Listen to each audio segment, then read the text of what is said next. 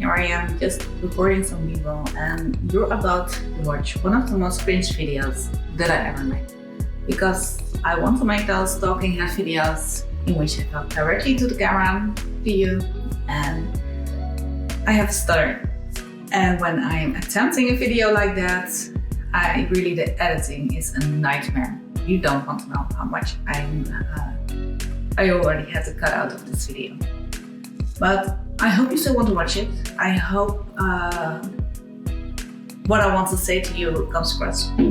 And yeah, just bear with me. I hope that if I practice this more often, if I'm just gonna keep doing it, keep trying, that eventually I'll get better at it.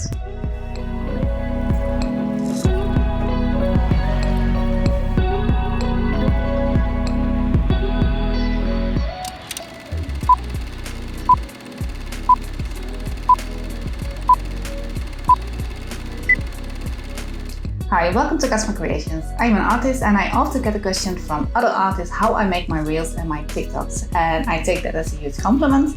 But I would like to share that with you, and I would like to give you some tips or inspiration for your own videos, because I know as an artist it's not always easy to come up with new content for social media because we don't have a new drawing or painting every day.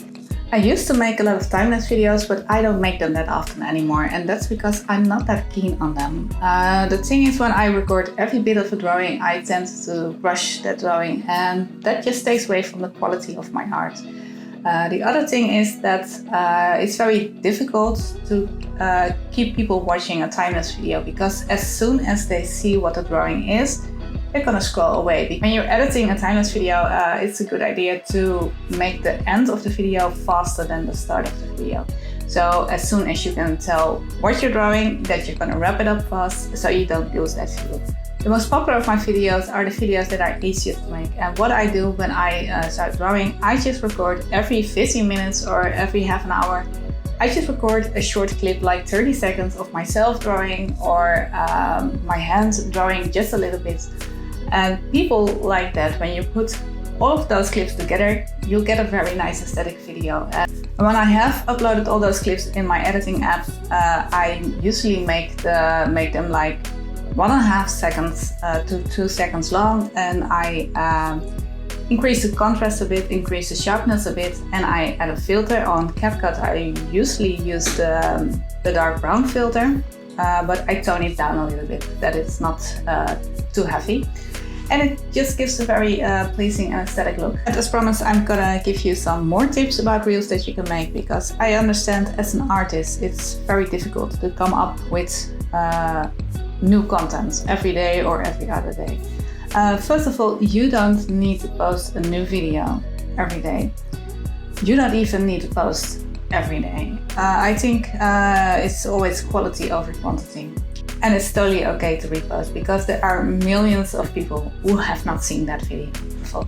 Well, we have the process videos, like I mentioned earlier. But another video that's fun to do is drawings that you did last month or last week or last year or whatever. That actually always works well. And it's also fun for yourself to see your own progress when you actually look back at what you made. A video that did well for me was What Would You Name My Art Style? It was a compilation of several of my drawings, and it invited people to comment, and it ended up in a very nice conversation with other artists. So I highly recommend that one. Sketchbook tours are also fun to do. Just flip through your sketchbook, show how you practice, show what you're studying, and people really like seeing that. The art tools that you use, you can make an entire series of this, because it's often, when you're like me, you have just too many art tools to put in one video. So yeah, that's gonna be plenty of content for a long time. If you sell your art on products, you can also make a reel about how your artwork looked original and how it ends up looking on the products, and that can actually give you some sales as well. Before-after videos are always fun. You can show your reference and the drawing that you made from that, but you can also show your first sketch and how it ended up as the finished piece. A reel that I still want to make is about my favorite art books, the books that I use for the books that I use for anatomy, for example, but also the books from my favorite artists that actually inspire my art. And another one is mistakes that you learned on your journey as an artist. We all make mistakes, but if we share them with other people, we can actually help each other grow. And with that, I hope I could give you some insight in how I make my reels and that you got some ideas for your own art reels as well.